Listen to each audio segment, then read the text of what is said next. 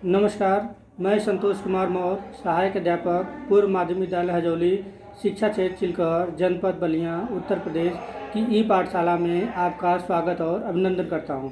आज हम लोग विज्ञान विषय के कक्षा 8 पाठ संख्या 2 मानव निर्मित वस्तुएं के बारे में अध्ययन करेंगे। आज की टॉपिक है प्लास्टिक। प्लास्टिक है क्या? हम आज समझेंगे कि प्लास्टिक क्या है। तो प्लास्टिक को जानने के लिए सबसे पहले हम अपने ही घरों में सूक्ष्म अवलोकन करेंगे तो पाएंगे कि हमारे घरों में ऐसी बहुत सी चीज़ें हैं जिसका हम प्रतिदिन अपने दैनिक जीवन में उपयोग करते हैं। जैसे हम कुछ उदाहरण यहाँ पर है, ये बॉटल है, यहाँ पर है ये डिब्बा, साबुन के ऊपर जो प्लास्टिक है, ये गुड नाइट, कंघी, पेन, प्लास्टिक, क्लिनिक प्लस के जिसके अंदर है ये पाइप, ये सब प्लास्टिक की चीज़ें हैं। किसकी हैं बनी हुई थी? ये बनी है सब प्लास्टिक की चीज़ें। यहाँ पर देखिए ये समोसा बनाने वाला, चाय छानने वाला, ये प्लास्टिक है, ये प्लेट, ये चाय ले जाने वाला है। यहाँ पर देखिए सब ये सब चीज़ें, ये इसका हैंडल, और यहाँ पे देखिए ये मग और ये सब चीज़ें, ये सभी चीज़ें किसकी बनी है? सब प्लास्टिक की बनी है। तो हमने देखा कि बहुत सारी विभिन्न वस्तुएं हमारे घरों में ही प्लास्टिक की बनी है। चलिए हम आगे चलते हैं। प्लास्टिक क्या है? रासायनिक रूप में असंतृप्त हाइड्रोकार्बन जैसे एथिलीन, एसिटिलीन आदि के उच्च अणु भार के बहुलक ही क्या होते हैं? प्लास्टिक होते हैं। जैसे प्लास्टिक में क्या है? Polythene, acrylene, polypropylene, thermocol, melamine, bakelite और टेफ्लॉन, ये सभी चीज़ें क्या है? प्लास्टिक हैं। प्लास्टिक के आगे हम चलेंगे। प्लास्टिक के वर्ग या प्रकार, जैसे प्लास्टिक की कठोरता एवं गलनांक के आधार पर प्लास्टिक को हम दो भागों में बांटते हैं। पहला थर्मोप्लास्टिक और दूसरा थर्मोसेटिंग प्लास्टिक।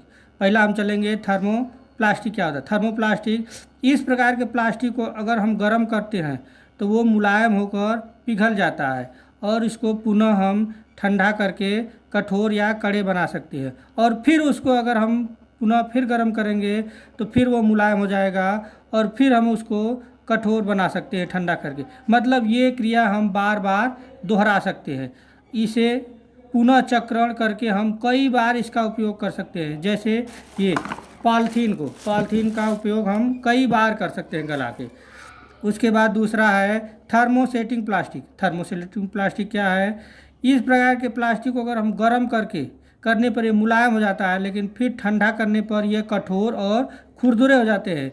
लेकिन अगर हम चाहें कि इसको पुनः फिर गर्म करें तो ये पुनः गर्म होकर मुलायम नहीं होगा और न ही हम इसका पुनः चक्रण कर सकते हैं। मतलब ये एक बार बना लिए तो फिर इसका हम दोबारा यूज नहीं कर सकते। जैसे ये आपका ये हैंडल है, इसको हम बार बार उपयोग नहीं कर सकते हैं।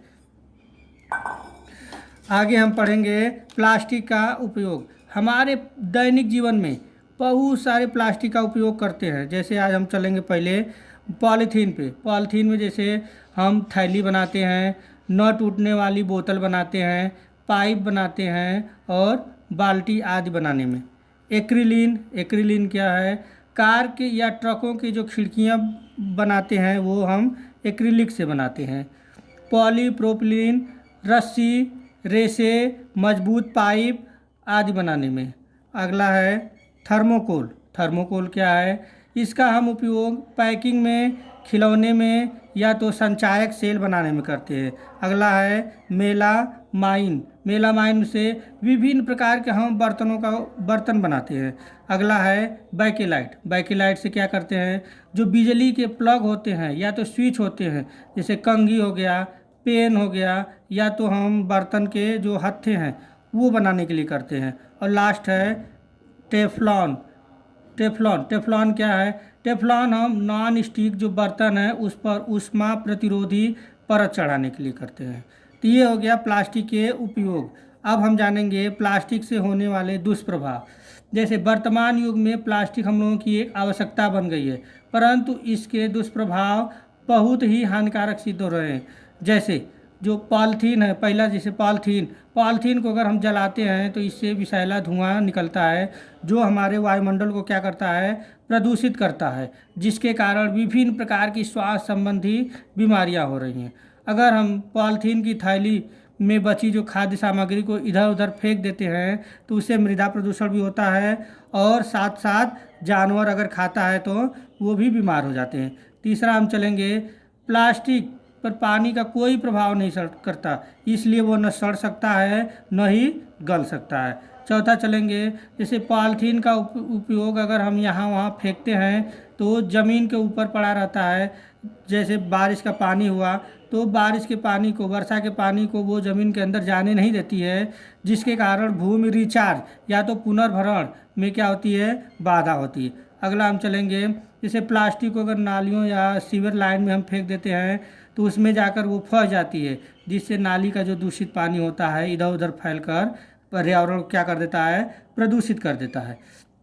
इसी प्रकार अगर पॉलीथीन न तो सड़ती है न ही गल सकती है, अर्थात पॉलीथीन कई सौ वर्षों तक भूमि में उसी की तो उसी तरह पड़ी रहती है।